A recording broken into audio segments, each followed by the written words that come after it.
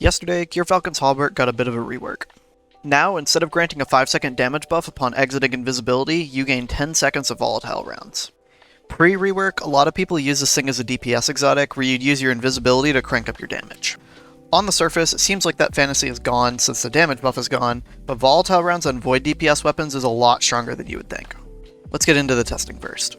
Upon coming out of invisibility, you gain 10 seconds of volatile rounds. Hitting an enemy with a void weapon while volatile rounds is active will cause an explosion, dealing 45-51 damage.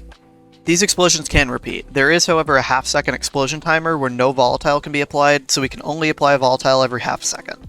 This means that at most, we can apply 2 volatile explosions per second. And just so you know, there is a bug where you can bypass this timer on certain bosses or with certain artifact mods, but I won't be covering that since it likely isn't intended. For the linear meta though, you're only going to be able to apply 1 every 1 second, due to linears firing roughly at 60 RPM. For linears, this translates over to an 11% damage buff. Now, 11% doesn't seem like a lot, but a stacking damage buff that you get simply by dodging is pretty solid, especially on a neutral game exotic like Gyrfalcon's.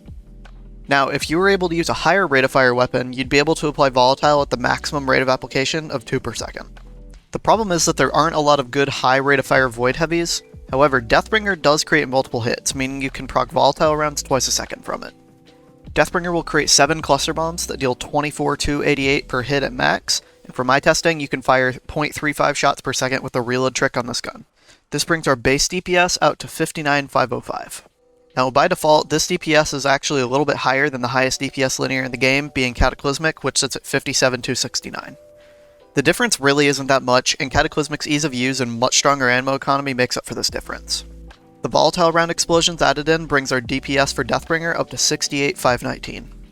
This means that volatile rounds brings the percent increase over Cataclysmic from 3% to 19%. You can take these numbers as you will though, because Deathbringer does do badly still in cramped rooms and has really bad ammo economy. If you can deal with these two problems though, volatile rounds turns Deathbringer to an absolute monster. There is however one more gun that we can test. The new legendary seasonal machine gun, Retrofit Escapade, can roll with target lock and 4th times the charm and is craftable. Originally, I was going to feature it in this video, but the calculations required to accurately simulate target lock's total damage are pretty complex, and so I decided to make it into its own video.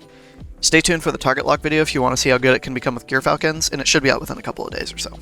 Gyrfalcon's now provides some of the strongest neutral game and support potential in the entire game, and this extra damage from volatile rounds is more of just a cherry on top. If you like what I do, please like and sub, and I'll see you next time.